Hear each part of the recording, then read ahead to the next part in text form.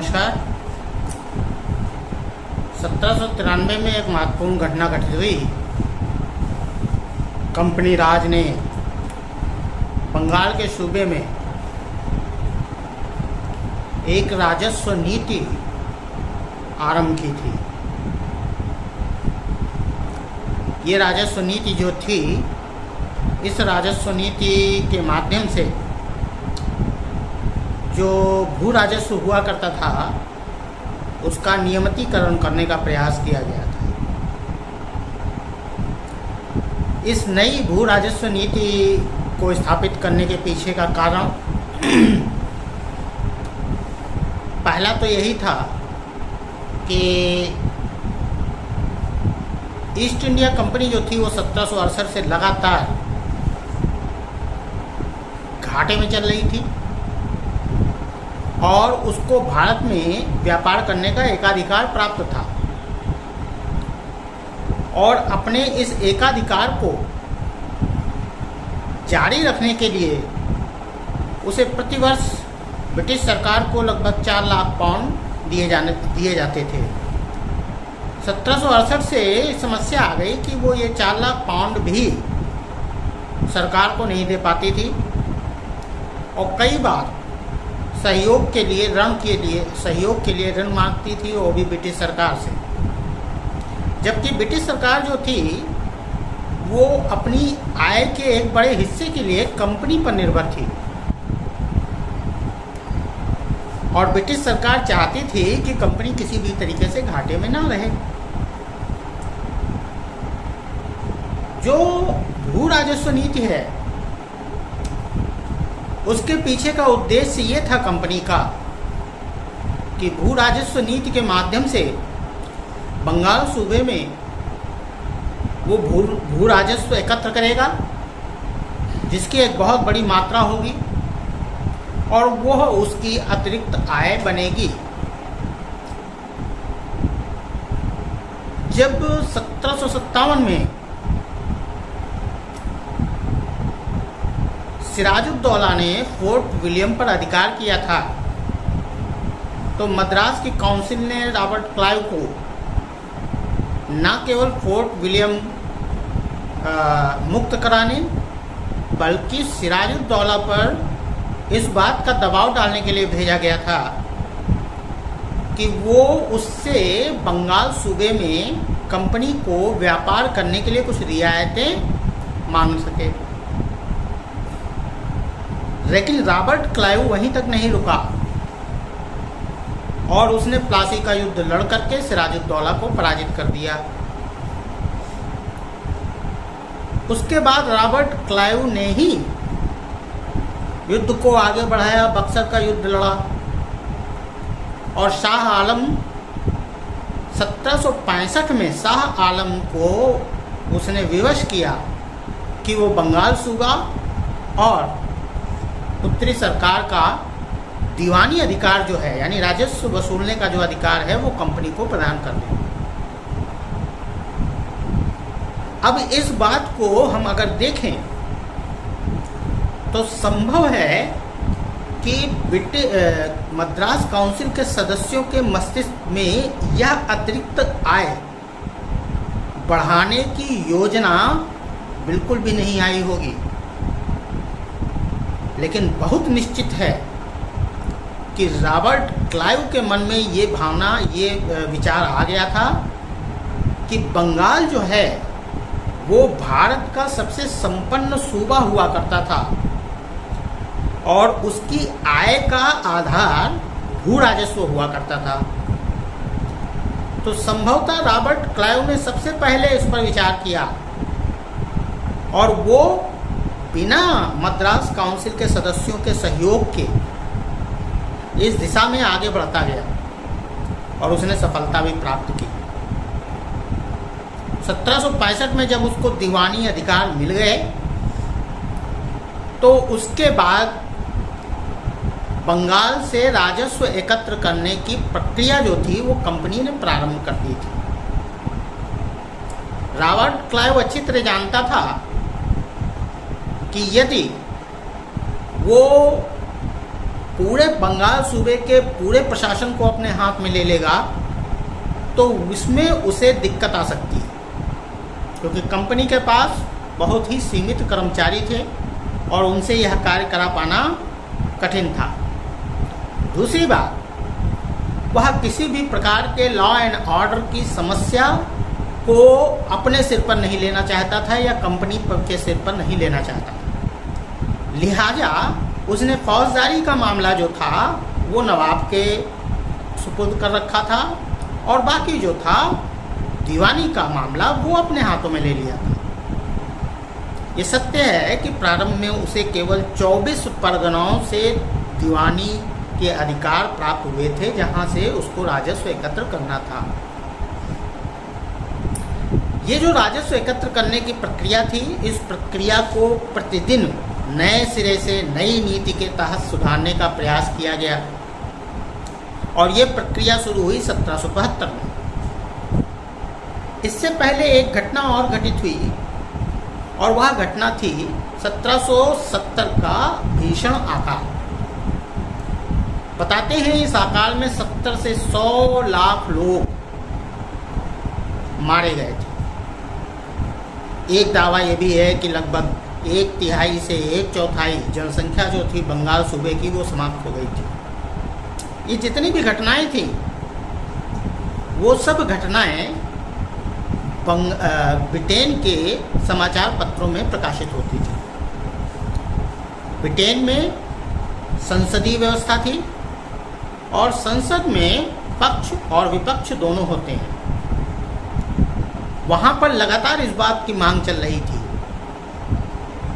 कि जो कंपनी के कर्मचारी हैं वे नागरिक प्रशासन के लिए प्रशिक्षित नहीं हैं और उनके द्वारा अगर नागरिक प्रशासन देखा जा रहा है तो उसके दुष्परिणाम आ सकते हैं। कंपनी के जो कर्मचारी थे वो कर्मचारी वास्तव में ब्रिटिश क्राउन के प्रजा थी। ब्रिटेन की महारानी या महाराजा जो भी कहिए उसकी प्रजा थी और अगर उसके हाथों कोई गलती होती है तो इससे ब्रिटेन के महाराजा की छवि जो है वो खराब होती थी और संसद जो थी वो इसी बात को लेकर के चिंता व्यक्त किया करती थी। जब लगातार कंपनी पर इस बात का दबाव बनने लगा और जब बंगाल में भीषण अकाल पड़ गया, उसके बाद से परिस्थितियां और बिगड़ी और तत्काल वारेन हेस्टिंग्स को बंगाल का गवर्नर नियुक्त किया गया। वारेन हेस्टिंग्स एक बहुत सक्षम कर्मचारी था। काफ़ी निचले तबके से पिछले अपने वीडियोज़ में हमने देखा वो काफ़ी एक क्लर्क के ओहदे से लेकर के काउंसलर तक पहुंच गया था। उसमें अभूतपूर्व क्षमताएं थी। उसको बंगाल का गवर्नर नियुक्त किया गया था ताकि ये जो अव्यवस्था फैल रही है इस अव्यवस्था को रोकने का वो प्रयास करे। साथ ही साथ चारों तरफ से बंगाल के सूखे के बाद से यह मांग उठने लगी थी कि एक निश्चित राजस्व नीति को बंगाल में लागू कर दिया जाए जिससे दोनों को लाभ हो, यानी कंपनी को भी लाभ हो और जो हमारा काश्तकार है उसको भी लाभ हो और कृषि उत्पादन में लगातार बढ़ोतरी हो, क्योंकि कृषि उत्पादन में ह्रास देखा जा रहा था। कंपनी के कर्मचारी जो थे उनको भी इस काम के लिए लगाया गया और जब कंपनी के कर्मचारी राजस्व एकत्र करने के लिए लगाए गए तो वो पहले से जो लोग राजस्व एकत्र किया करते थे उनसे तौर तरीके पूछते थे और वो जो तौर तरीके बताते थे उन्हीं तौर तरीकों को वो अपना देते थे। जब तक भारतीय राजस्व संग्रहकर्ता उन तौर तरीकों को अपनाते थे तब तक कोई उत्तरदायित्व उनका नहीं था, जवाबदेही नहीं होती थी। किंतु यही काम यदि कंपनी के कर्मचारी करेंगे तो उनकी जवाबदेही संसद के प्रति बनने लग जाती थी, क्योंकि राजा जो था ब्रिटेन का उसकी छवि बिगड़ती थी। कर्मचारी क्या करते थे, पुरानी पद्धतियाँ जो थी, पुरानी परंपराएं जो थी, उन्हीं परंपराओं से राजस्व एकत्र करने का प्रयास करते थे। और जब ऐसा वो प्रयास करते थे तो इसमें बैल खोल लेना, छप्पर गिरा देना, पकड़ के कोड़े लगाना, इस तरह की कई घटनाएं किया करते थे और ये परंपरा में था। किंतु ब्रिटेन की जो व्यवस्था थी वो बहुत विकसित हो चुकी थी और उनके इन कृत्यों को ब्रिटिश संसद बिल्कुल भी स्वीकार करने को तैयार नहीं थी। लिहाजा लगातार इस बात की मांग बढ़ने लगी थी कि एक ऐसी राजस्व नीति अपनाई जाए या बंगाल में लागू कर दी जाए जिसके कारण एक तो कृषि में बढ़ोतरी हो और दूसरी दोनों ही लोगों को, चाहे वो काश्तकार हो या फिर कंपनी हो, दोनों को ही लाभ पहुंचे। कंपनी के कर्मचारी जो राजस्व कार्य में लगा दिए गए थे उनके कारण कंपनी को अच्छा खासा नुकसान हो रहा था, क्योंकि कंपनी अपनी आवश्यकता के अनुसार ही कर्मचारियों को नियुक्त करती थी और बड़ी संख्या में कंपनी के अधिकारी जो थे वो राजस्व एकत्रीकरण में लग गए थे। इससे कंपनी का अपना काम भी रुक रहा था। तो कुछ ना कुछ ऐसी व्यवस्था लेकर के आनी थी जिससे हमारा ये सब जो कंपनी का लाभ है भावी नियत हो जाए और कृषि का उत्पादन भी बढ़ जाए। 18वीं सदी में दो तरह की व्यवस्थाएं, विचारधाराएं यूरोप में प्रचलित थी। एक विचारधारा वाणिज्यवादी आर्थिक विचारधारा थी जो इंग्लैंड में बहुत ज़्यादा लोकप्रिय थी, और दूसरी एक विचारधारा जो थी वो प्रकृति तंत्रवादी विचारधारा थी जो फ्रांस जैसे देशों में बहुत ज़्यादा विकसित थी। इन दोनों विचारधाराओं में एक जो महत्वपूर्ण समानता थी, दोनों ही विचारधाराएं जो थी वो निजी संपत्ति के सिद्धांत पर ज़्यादा बल देती थी और इस निजी संपत्ति के सिद्धांत को स्थिर समाज के साथ भी जोड़ती थी। उनका ये मानना था कि एक उत्तम दर्जे का समाज, एक स्थिर समाज, अगर आप ऐसा समाज स्थापित करना चाहते हैं तो संपत्ति की सुरक्षा नितांत आवश्यक है। दोनों ही विचारधाराएं जो थीं वो ये कहती थी कि भूमि के अधिकार भूस्वामियों के पास सुरक्षित कर दिया जाना चाहिए, और अगर वो ऐसा करेंगे तो पूरे के पूरे व्यवस्था जो है उसको लाभ पहुंचना निश्चित है। दोनों विचारधाराएं जो थी वो दो बिंदुओं पर काम करती थी, दो बिंदुओं पर ध्यान रखती थी। एक तो वो कृषि को धन का स्रोत मानती थी, कृषि को धन का स्रोत, मूल स्रोत मानती थी, और दूसरा बिंदु था वाणिज्य को कृषि का निकास मानती थी। और कृषि के विकास या उत्पादन इसको बढ़ाने के लिए वो एक विशिष्ट स्थायी राजस्व नीति की वकालत करती थी।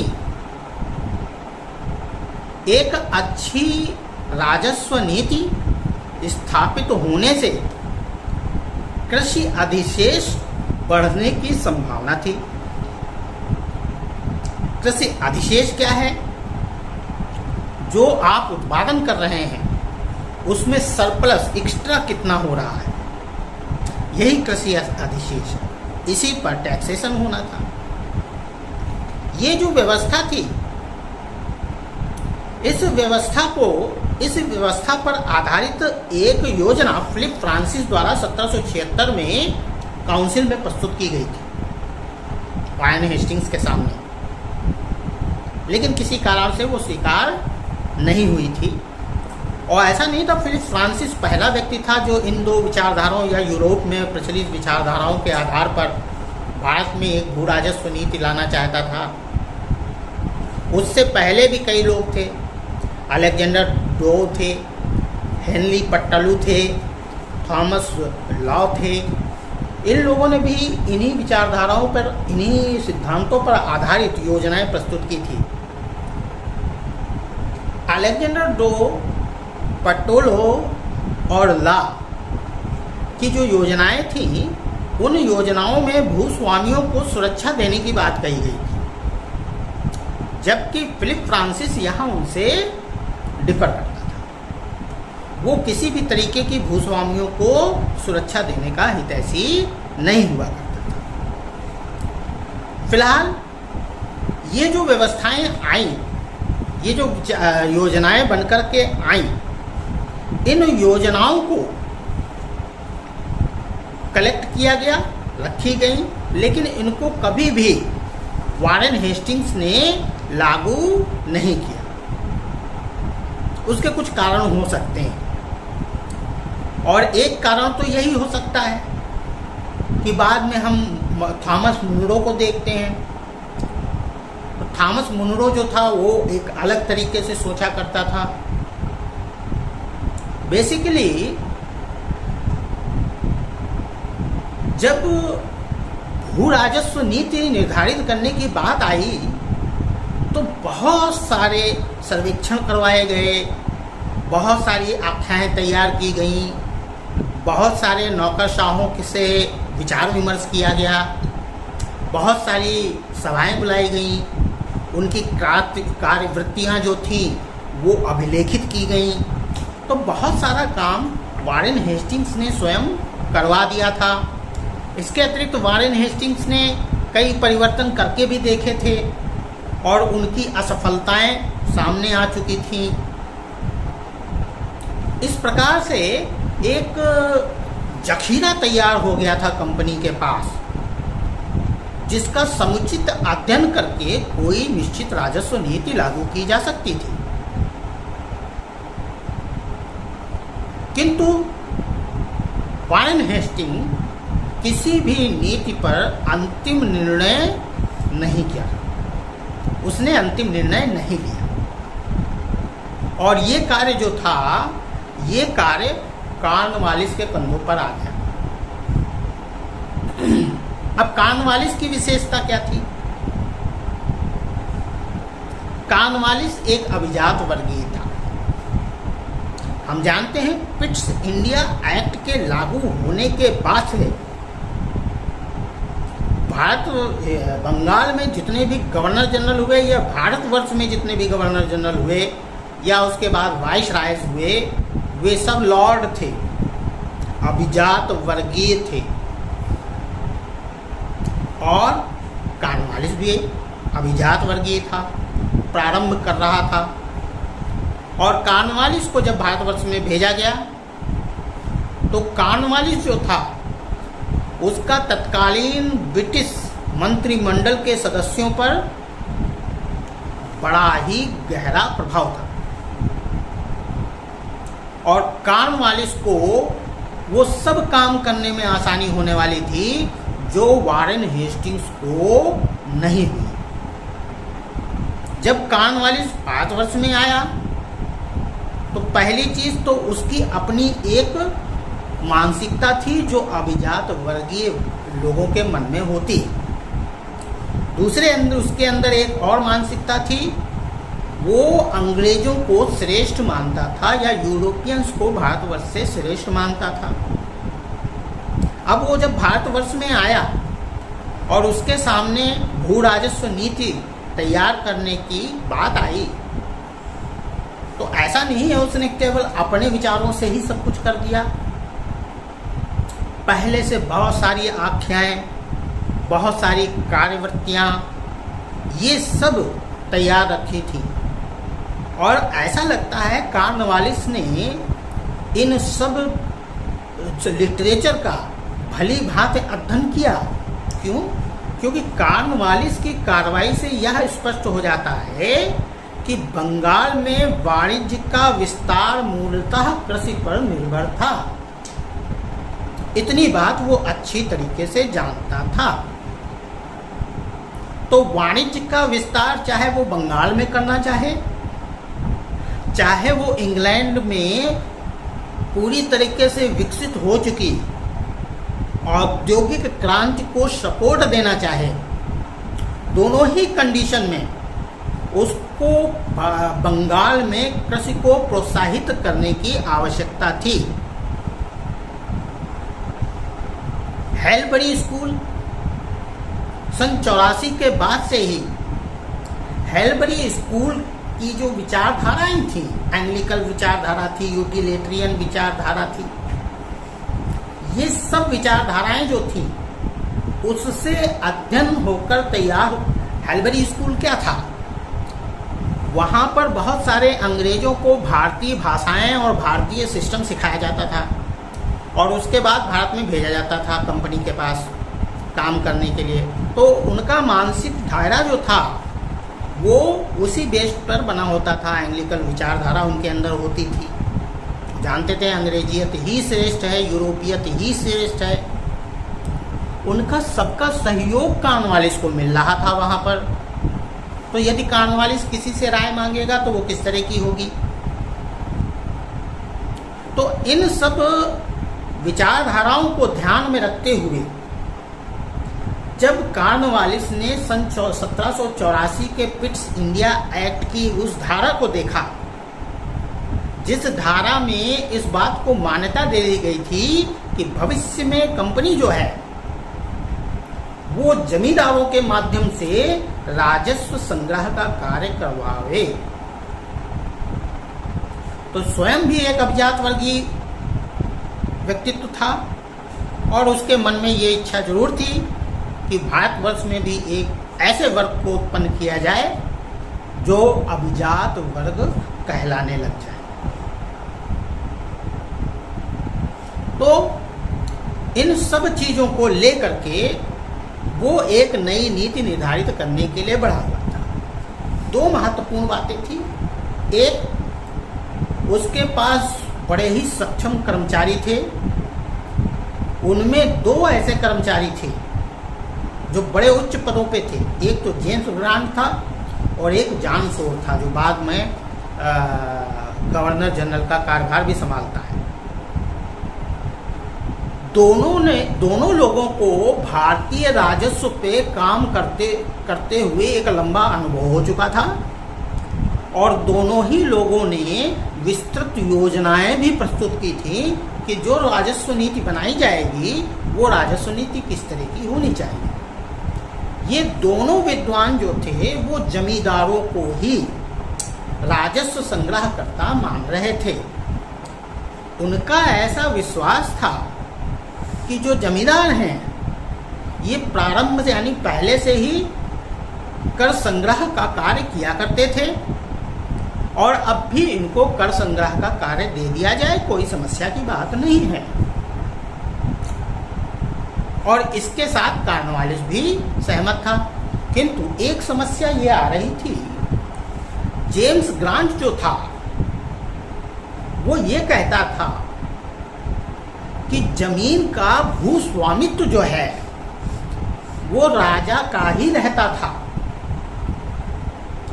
और जो जमींदार होता था वो बिचौलिए की तरह काम करता था, वो केवल कर संग्रह करता ही था। ये बात अलग है कि बाद के कालों में उसने अन्य नागरिक प्रशासन के अधिकारों को भी प्राप्त कर लिया और उन अधिकारों को आनुवांशिक भी बना लिया।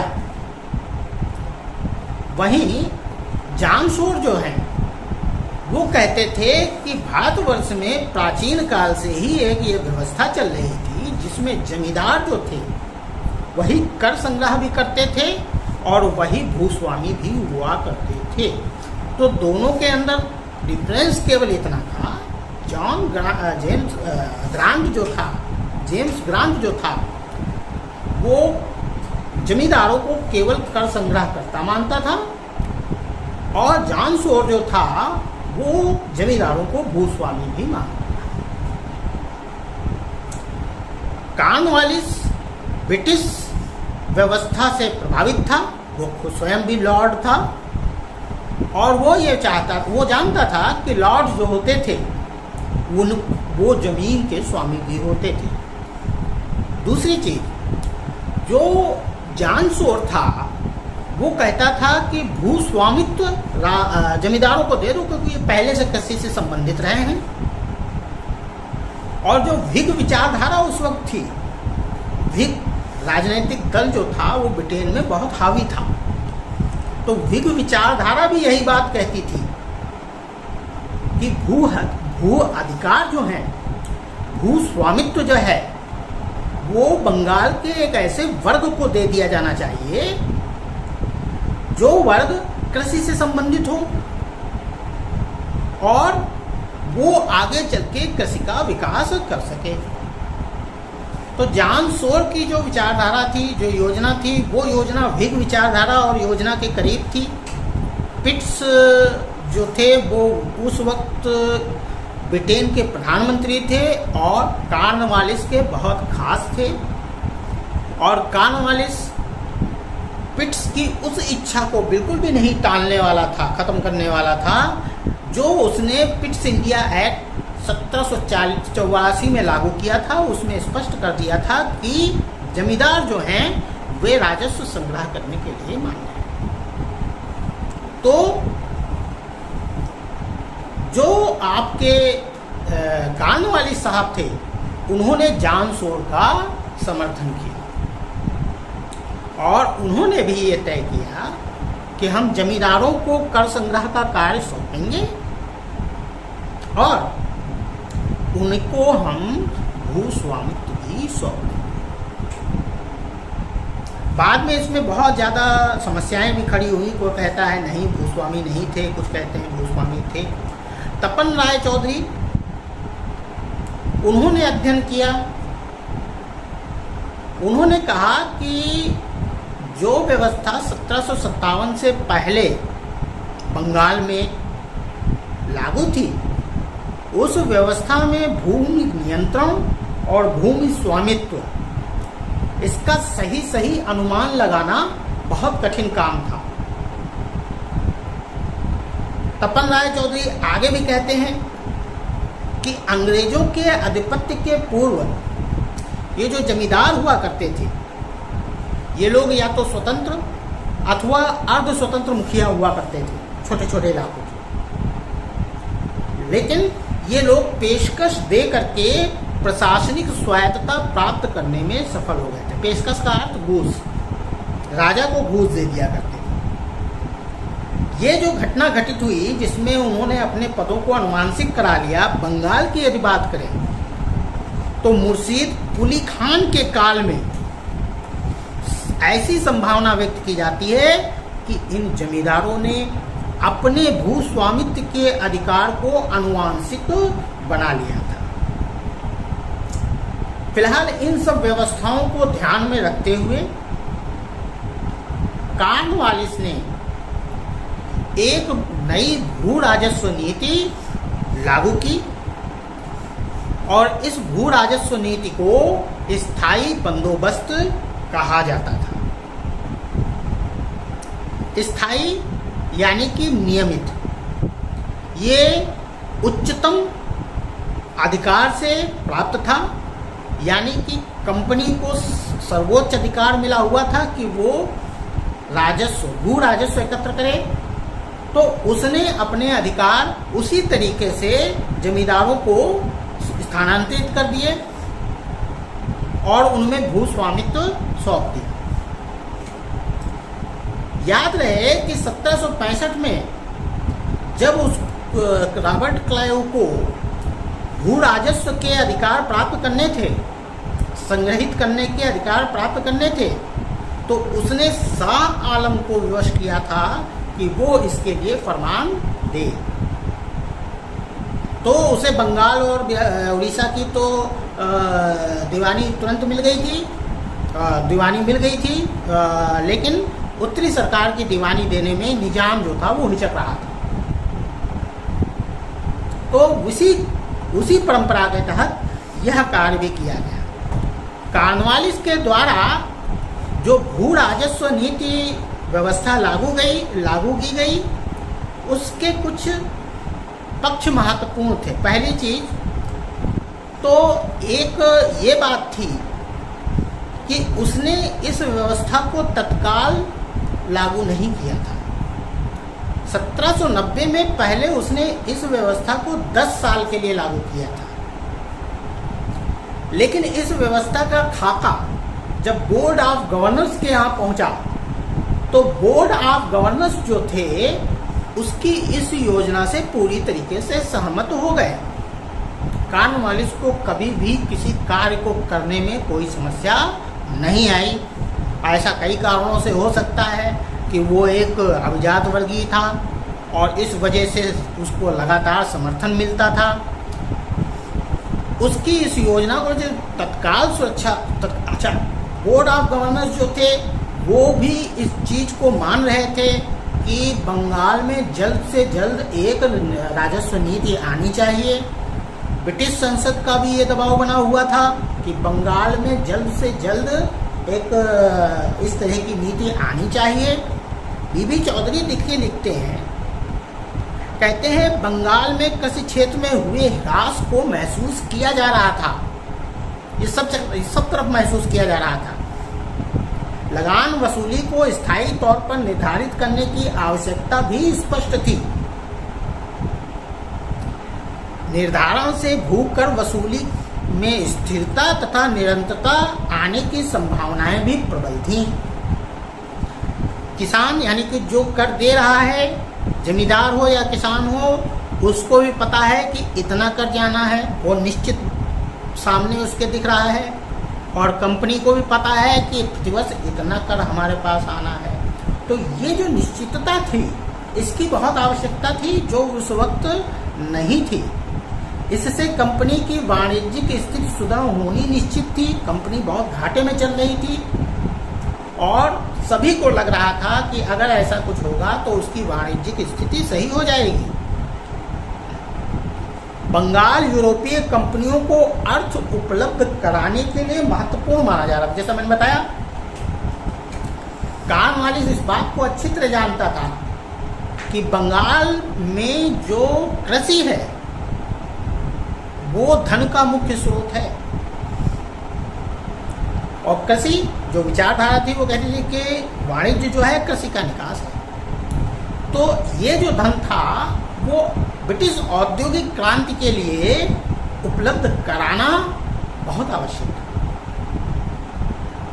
और ये धन जो था बीबी चौधरी बताते हैं कि भू राजस्व, बंगाल से भू राजस्व के माध्यम से प्राप्त होने वाला था। तो बहुत ही तत्काल इस तरह की व्यवस्था को लागू करने की आवश्यकता ब्रिटिश सरकार भी समझ रही थी और कंपनी के बोर्ड ऑफ गवर्नर्स भी समझ रहे थे, और उन्होंने तत्काल इसको जब स्वीकृत कर दिया तो 1793 में इस नियम को लागू कर दिया गया, जो स्थायी बंदोबस्त के रूप में या परमानेंट सेटलमेंट के रूप में या इस्तमरारी व्यवस्था के रूप में जाना जाता है। इसकी प्रमुख धाराएं क्या क्या थी? इसमें जमींदारों को भू स्वामित्व सौंप दिया गया था,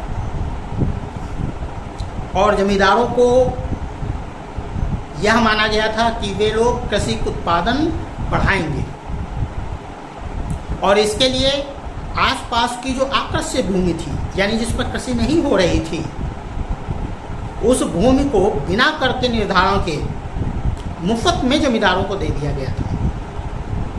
यानी जमींदारों को यह मौका दिया गया था कि आप उस भूमि को कृषि योग्य बना लीजिए और उससे जो आय होगी उससे अपनी संपन्नता समृद्ध कर लीजिए। उनका जो राजस्व निर्धारित हुआ था, उस राजस्व का 11वां भाग जो होता था वो जमींदार का होता था, जबकि 89वां भाग जो होता था वो कंपनी को देय होता था। लेकिन इसकी शर्तें बड़ी कठिन थी, सख्त थी। कंपनी का अधिकार यानी भाग देने में अगर जमींदार विफल होता है तो उसके अधिकार जब्त किए जाने के पूरे प्रावधान थे, और अगर उसका एरियर बहुत ज़्यादा बढ़ जाता है, देय बहुत ज़्यादा बढ़ जाता है, तो ऐसी स्थिति में कंपनी को उसकी जो भूमि थी, उसकी जो संपत्ति थी, उसको जब्त करने का भी अधिकार प्राप्त हो गया था।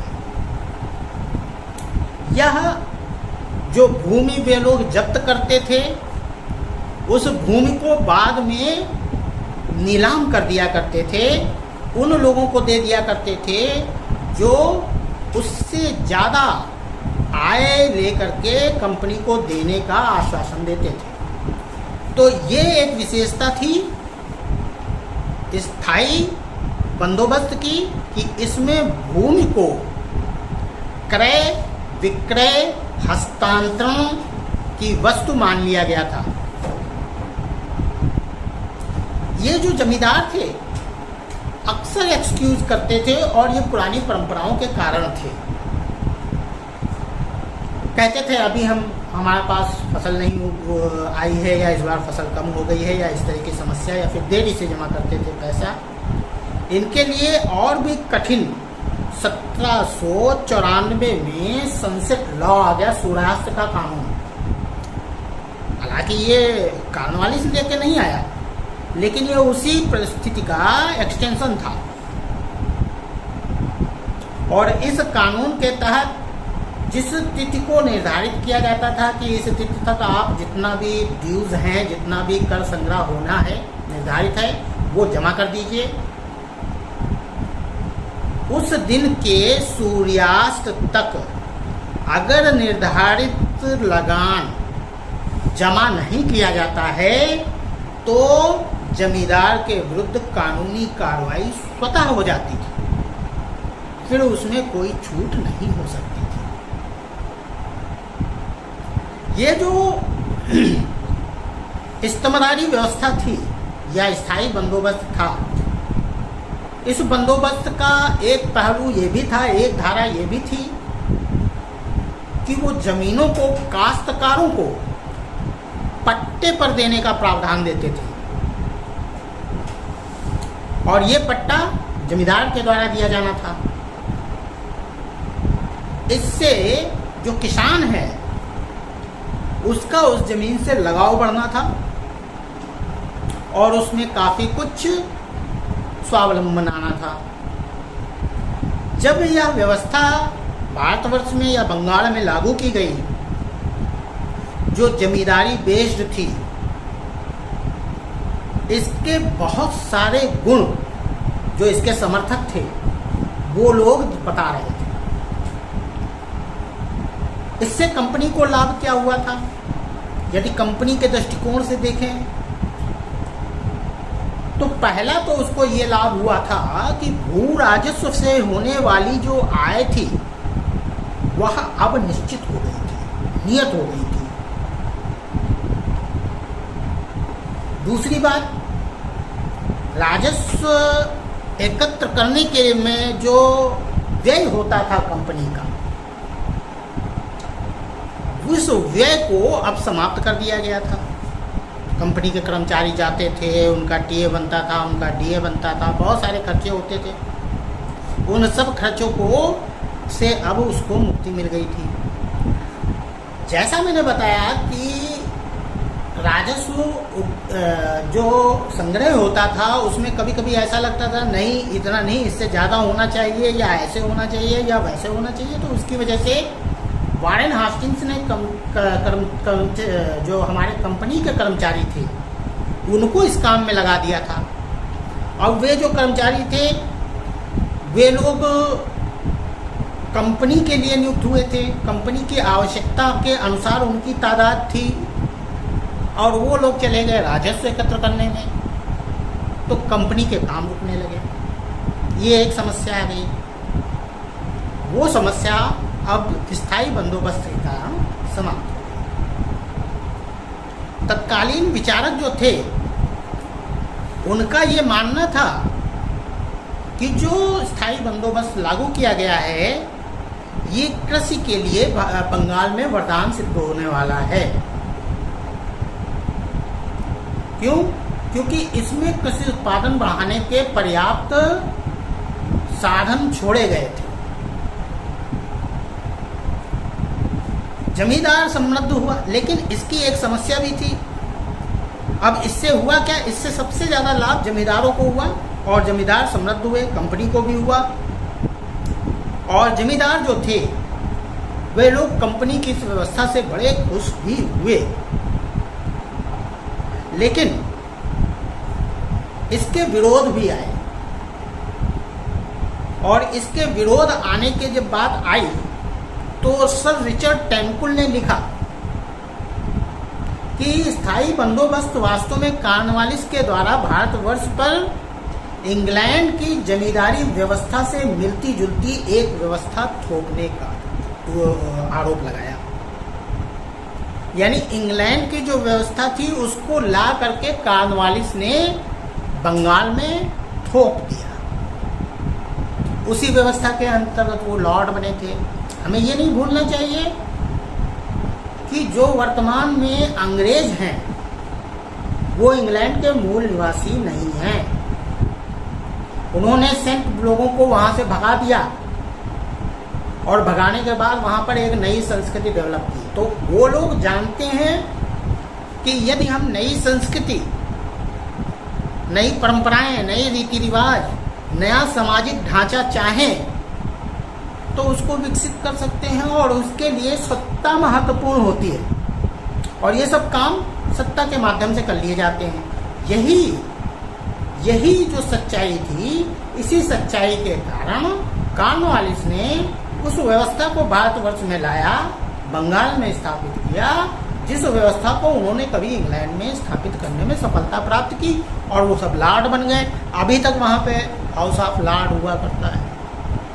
ये सब अभिजात वर्गीय आपके लोग हैं जिन्होंने इंग्लैंड में प्रजातंत्र तो स्थापित कर रखा है, लेकिन प्रजातंत्र के नाम पर वो लोग अपना एक राजतंत्र चला रहे हैं।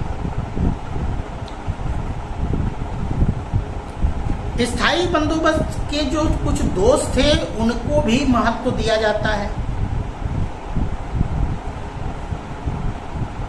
पहला जो दोष बताया जाता है वो ये था कि इस व्यवस्था ने, स्थायी बंदोबस्त व्यवस्था ने भारत में सामंतवाद और दास प्रथा को बढ़ावा दे दिया था।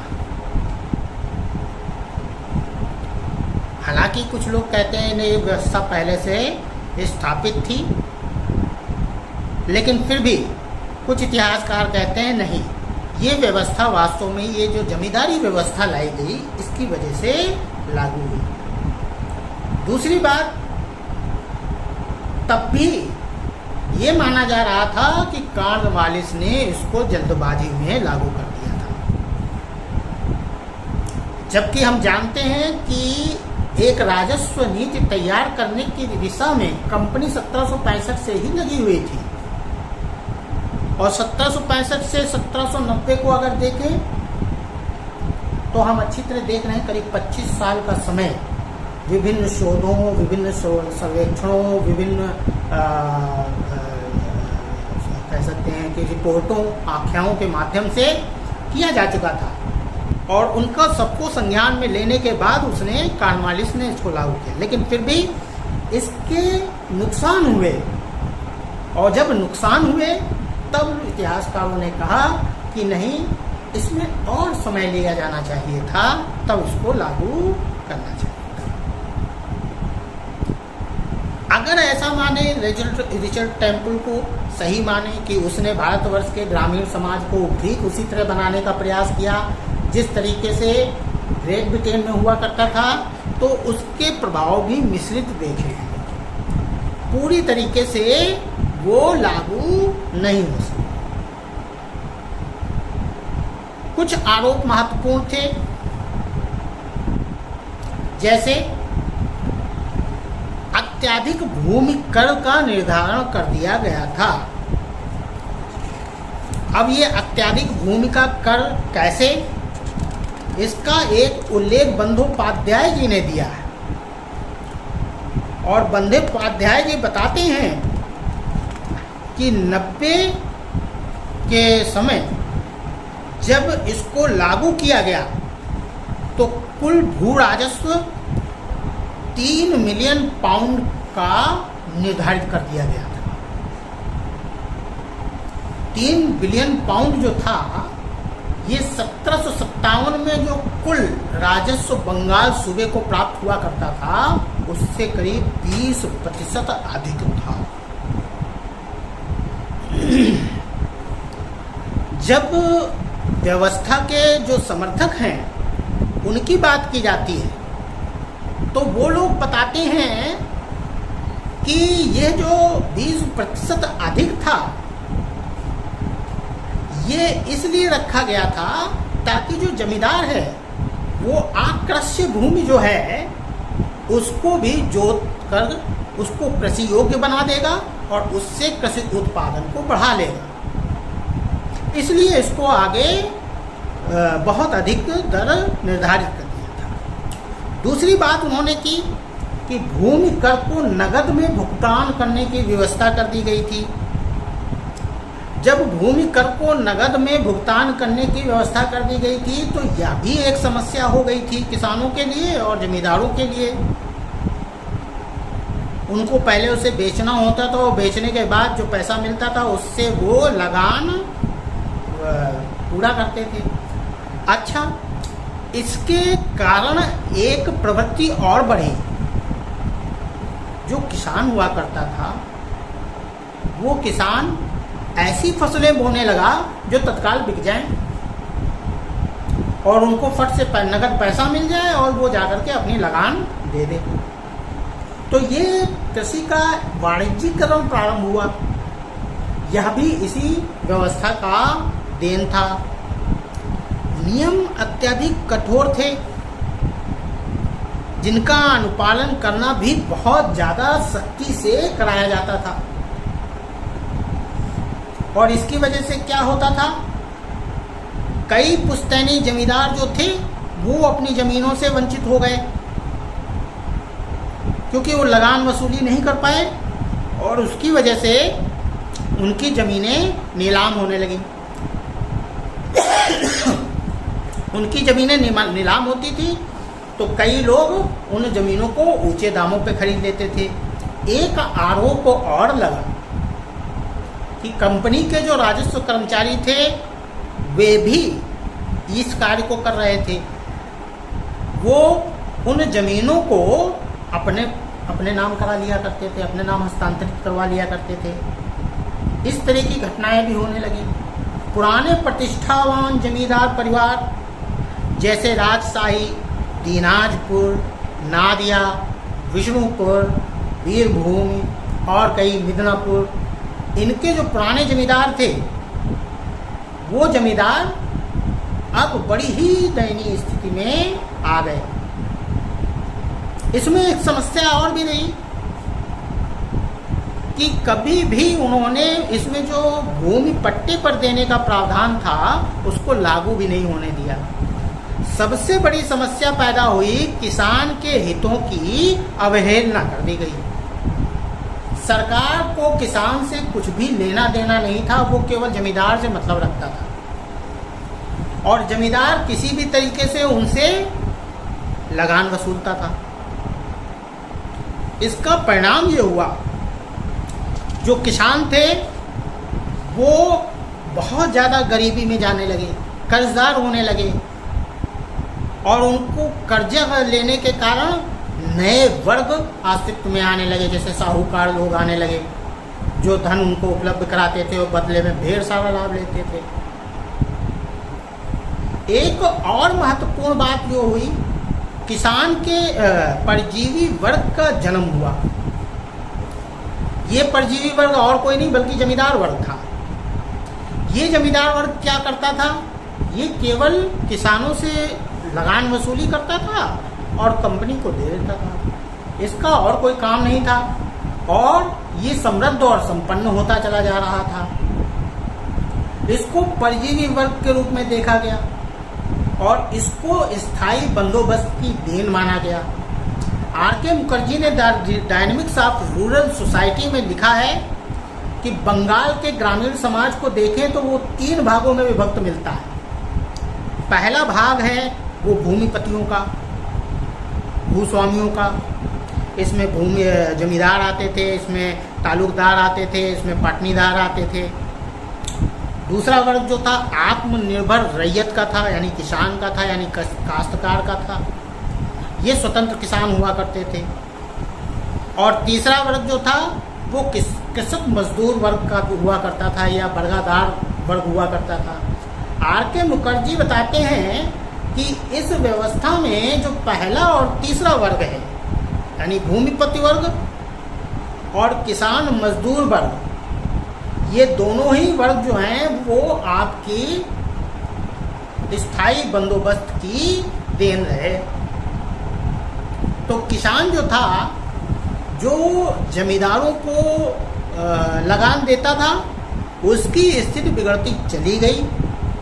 वो कर्जे में डूबता चला गया, और जो जमींदार अपनी ज़मीनों को नहीं बचा पाए, उनकी ज़मीनें बिकी, ऊंचे दामों में बिकी, और ऐसे लोगों ने खरीदा जिनका कृषि के साथ कोई संबंध नहीं था। अब स्थायी बंदोबस्त लाने से पहले यही विचार था कि किसी ऐसे व्यक्ति के पास हम भूस्वामित्व सौंप देंगे जिसकी कृषि में रुचि होगी और वो कृषि उत्पादन बढ़ाएगा। लेकिन ठीक उसका उल्टा परिणाम होने लगा, और ऐसे लोग ज़मीन खरीदने लगे जिनका कृषि से कुछ भी लेना देना नहीं था। वे ज़मीनों के स्वामी हो गए। कुछ ऐसे लोग भी थे इसमें जो किसी अन्य व्यवसाय से धनी हुए थे। वो कलकत्ता जैसे शहरों में रहते थे, वो बड़े बड़े शहरों में रहते थे। वो लोग दूर ज़मीनें खरीद लेते थे और कभी देखने भी नहीं जाते थे, क्योंकि कृषि के बारे में उनको कुछ पता नहीं रहता था। तो वो अपने नुमाइंदे वहाँ पर तैनात कर दिया करते थे, जो लगान की वसूली किया करते थे, और उनसे वो कभी भी कुछ नहीं पूछते थे। किसान से उनका कोई भी संबंध नहीं रहता था। और इस कारण से उपसामंतीकरण का उदय हुआ। और ये जो उपसामंतीकरण हुआ, इसके कारण बिचौलिए जमींदार आए और आप्रवासी जमींदारों का जन्म हो गया, जिनको दूरस्थ शोषक कहा गया। यानी कि वो रहते कलकत्ता में हैं और उनकी ज़मीन उत्तरी बंगाल में है, तो वो वहाँ कभी जाते नहीं थे, लेकिन वही वास्तव में जमींदार थे। और जो उनके बिचौलिए जमींदार थे, वो किसानों पर जुर्म ढाते थे, उसकी जिम्मेदारी कायदे से उन पर बनती थी, क्योंकि वो अपने बिचौलिए से उतना ही लगान चाहते थे जितना उनका तय है। तो इस तरीके से दूरस्थ शोषक वर्ग अस्तित्व में आ गया। ये वर्ग बड़ा ही खतरनाक दिखाई देने लग गया। कुल मिलाकर के इसका कृषि से कुछ भी लेना देना नहीं था। इसका केवल पैसों से ही लेना देना रहता था। अमित भंडारी ने अपने ग्रंथ evolution of land relations in eastern India under British rule, ये जब बताती हैं तो ये लिखते हैं कि उपसामंतीकरण के कारण उपसामंतीकरण आया। इसके कारण भूमि के किराए तेजी से बढ़ने लगे, और जब भूमि के किराए बढ़े तो उसका सीधा असर किसान पर पड़ा। किंतु भूमि के किराए तो बढ़े, लेकिन उसके सापेक्ष कृषि में उत्पादन में वृद्धि नहीं हो पाई, और इसकी वजह से कर्जखोरी बढ़ती चली गई। रजत तथा रत्ना राय, मफखरुल इस्लाम, इन लोगों ने बताया है कि जिन नए लोगों के हाथ जमीन आई वे सभी व्यापारी या बनिया नहीं थे। इनमें से कई जमींदारों के अमले थे, गुमास्ते थे, पेशेवर दलाल थे और ये दूसरे जमींदारों के लिए सूर्यास्त कानून के शिकार जमींदारों की जमीनें खरीद लिया करते थे। ये जो व्यवस्था आई, ये व्यवस्था और भी खतरनाक हुई। जो एक और उप सामंतीकरण का उदाहरण आया, वो आया बर्दवान का। बर्दवान का जो जमींदार हुआ करता था वो अपने आप को राजा पुकारता था। ये एक समस्या और रही, क्योंकि सामान्य तौर पर दुनिया की जितनी भी सोसाइटीज हैं उसमें जो भूमि होती थी उसका स्वामित्व राजा में होता था। और जब अंग्रेज भारतवर्ष में आए, कंपनी ने यहाँ पर देखा तो यहाँ पे हर जमींदार अपने आप को राजा पुकारता था।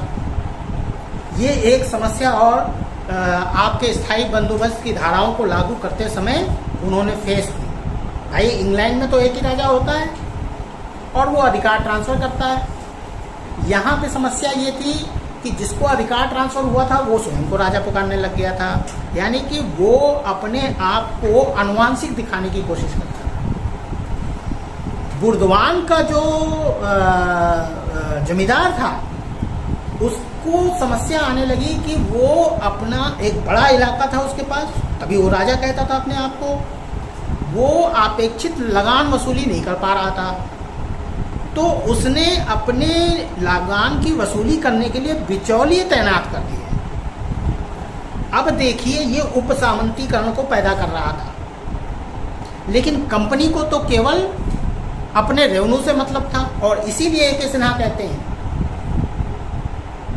कि किसी भी सिद्धांत पर आधारित नहीं था, ये केवल एक ही सिद्धांत था, अधिक से अधिक राजस्व की प्राप्ति। एरिक स्टोक्स जब कहता है कि जो स्थायी बंदोबस्त लागू हुआ वो विशेष तौर पर वेस्टर्न जो आइडियोलॉजी थी उस पर हुआ, नीलाद्रि भट्टाचार्य ने उसका विरोध किया। उन्होंने कहा नहीं, इतने सारे सर्वेक्षण हुए, इतनी सारी आख्याएं हुई, इनमें सब में यहाँ बंगाल के जो निवासी थे उनकी राय ली गई थी, उनके विचार लिए गए थे। तो नीलाद्रि भट्टाचार्य कहते हैं कि नहीं, उसमें भारतीय इंटरेस्ट जो थे वो भी सम्मिलित थे, केवल वेस्टर्न आइडिया। तो एरिक स्टोक का ये जो विचार था इसका वो विरोध करते हैं। वो कहते हैं नहीं, ऐसा नहीं था, भारतीय भी है।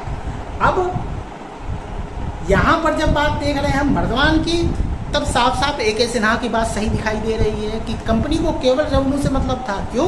क्योंकि उप सामंतीकरण बर्दवान के जमींदार ने प्रारंभ किया, जिसको बाद में 1819 में गवर्नर जनरल इन काउंसिल के द्वारा मान्यता प्रदान कर दी गई। और एक बार जब उन्होंने उसको मान्यता प्रदान कर दी तो वो बाकी लोग भी यही काम करने लगे। एक और बिंदु उठा, क्या अब उपसमंतीकरण क्या अंग्रेजों की देन थी? इसकी बात की जाए तो रजत और रत्ना राय ने इसका विरोध किया है। वो कहते हैं कि भूमि का उपसामंतीकरण स्थायी बंदोबस्त के कारण नहीं चालू हुआ, बल्कि जमींदारी प्रबंध में परिवर्तन के परिणाम स्वरूप हुआ। जब जमींदारी में जमीनों का दायरा बढ़ गया, बहुत बड़ी जमीनों का रेवेन्यू कलेक्शन की समस्या आने लगी, तब ऑटोमेटिक जो मुख्य कलेक्टर होता था, जमींदार होता था, वो अपने नीचे कई अधिकारी नियुक्त करने लगा जो इस कार्य को करने लगे। और यही जो प्रथा थी, इसी को पटनीदार प्रथा कहते हैं, और ये प्रथा आ गया। तो कोई जरूरी नहीं है कि ये स्थायी बंदोबस्त के कारण आया। दूसरी एक और महत्वपूर्ण बात करते हैं कि आखिर वारेन हेस्टिंग्स ने आपके स्थायी बंदोबस्त को क्यों नहीं लागू किया? जमींदारों पर उसके पास लगातार इस तरह की आख्याएं आई जिसमें उसको यह रिकमेंड किया गया कि जमींदारों को आप कलेक्टर्स बना दीजिए, उनमें भूस्वामित्व कर दीजिए। वारेन हेस्टिंग्स ने इस चीज़ को नहीं किया। फिलिप फ्रांसिस ने इस तरह की योजना तैयार की, उसके सामने लाया। फिलिप फ्रांसिस के साथ उसके अच्छे संबंध नहीं थे, किंतु इन बुरे संबंधों के बीच में एक कारण ये भी हो सकता है कि जमींदारी व्यवस्था के जो दुष्परिणाम हैं उनके बारे में वारेन हेस्टिंग अच्छी तरीके से परिचित था। वारेन हेस्टिंग अब जात वर्गीय नहीं था और उसने निश्चित रूप से इंग्लैंड में जो व्याप्त थी जमींदारी व्यवस्था, उसके दुष्परिणाम देखे होंगे। और जब सारी रिपोर्टें इस तरह की आ रही थी जिनमें कहा जा रहा था जमींदारों को ही भूस्वामित्व सौंप दिया जाए, तो निश्चित रूप से अगर फिर भी वारेन हेस्टिंग्स ने ऐसी कोई व्यवस्था परमानेंटली लागू नहीं की तो उसके पीछे एक ये भी कारण हो सकता है कि वो जमींदारी व्यवस्था को भारतवर्ष में थोपना ना चाहता। आप सोचे क्या किसी को पता नहीं था इस बारे में? केवल वारेन हेस्टिंग्स को पता था, उसने कहीं भी नहीं लिखा। लेकिन ऐसी भावना उस वक्त विद्यमान थी। हम थॉमस मुनरो की बात देखें, वो रैयतवाड़ी में समझौता करने की जब बात आती है तो वो सीधे किसान से करता है, जमींदारों से नहीं करता, और स्पष्ट रूप से कहता है मैं परजीवी वर्ग को जन्म देने का मौका नहीं दे सकता। और देखिए 1857 की जो क्रांति हुई दक्षिण भारत में नहीं, उत्तर भारत में हुई, और जितने लोगों ने उपद्रव किया सबका कहीं ना कहीं किसी न किसी रूप में जमीनों के भूस्वामित्व से और राजस्व से जुड़ाव था। तो इसको भी कारण माना जा सकता है। फिलहाल कॉर्नवालिस के द्वारा जो स्थायी बंदोबस्त लागू किया गया, उस स्थायी बंदोबस्त के दोष भी रहे और गुण भी रहे। दोनों व्यवस्थाएं चली, कंपनी को इसका लाभ भी मिला। जिन जमींदारों को नियुक्त किया गया वो जमींदार समृद्ध हुए और समृद्धि पाने के कारण वे कंपनी के स्वामी भक्त बन गए। उन्होंने कंपनी का माल खरीदना शुरू किया। कंपनी को एक बाजार मिला भारतवर्ष में। जो जमींदार होते थे उनकी जो स्वामी भक्ति थी कंपनी के प्रति या अंग्रेजों के प्रति, उसकी वजह से वो अंग्रेजी सामान खरीदने में दिलचस्पी लेते थे। आजकल भी आप लोग देखते होंगे बहुत लोग अमेरिका है, इंग्लैंड का सामान है, इस तरह की चीज़ें बड़ा गौरवान्वित महसूस करते हैं। तो एक तो मार्केट मिल गई, दूसरी चीज़ 1857 का जब विद्रोह हुआ तो ये जो बड़ी जमात थी, इस जमात को पैदा करने का लाभ भी कंपनी को मिला, क्योंकि ये लोग पूरे 1857 के विद्रोह के दौरान कंपनी के साथ पूरी मजबूती के साथ खड़े रहे। और इसकी कॉर्नवालिस की ये जो व्यवस्था दी गई स्थायी बंदोबस्त, इसके इस पक्ष की बड़ाई स्वयं आपके विलियम बेंटिंग ने लिख कर की है। वो कहते हैं इससे बढ़िया प्रयास नहीं हो सकता था। और वो कहते हैं कि जिस प्रकार कॉर्नवालिस ने एक सक्षम वर्ग को चुना जो राजनीतिक तौर पर सक्षम था और उसको ये लाभ प्रदान करके उसे अपनी ओर कर लिया, क्योंकि उसमें यह क्षमता थी कि आम जनमानस अगर विद्रोह करेगा तो वो उसको पुराना अनुभव था उनको दबा पाने का। तो कॉर्नवालिस की इस स्थायी बंदोबस्त की जो नीति थी, इसके मिश्रित परिणाम रहे, कुछ दुष्परिणाम भी रहे और कुछ अच्छे परिणाम भी रहे। धन्यवाद।